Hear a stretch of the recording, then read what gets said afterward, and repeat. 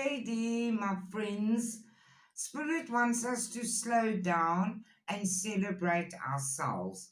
Archangel Michael is with us and is helping us rekindle our relationships not only with ourselves but with our family and loved ones.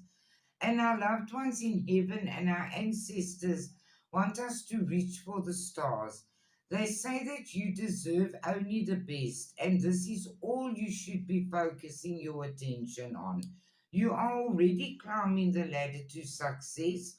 Unfortunately, there is somebody that will try and make you do something against your will.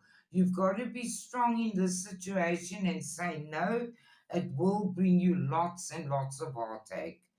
There is a chance encounter that will bring you great fortune, and Spirit says that you must just be yourself. You're a great person, and you should start enjoying being yourself. Pay attention to your finances. The universe, the angels, the spirit guides, they are helping you in this area of your life. Focus on the near and now. There's magic in the air. Feel the magic. It's amazing. There's good fortune coming your way, and you are being guided.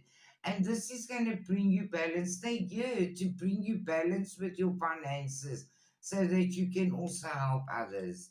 Have a lovely evening, everybody.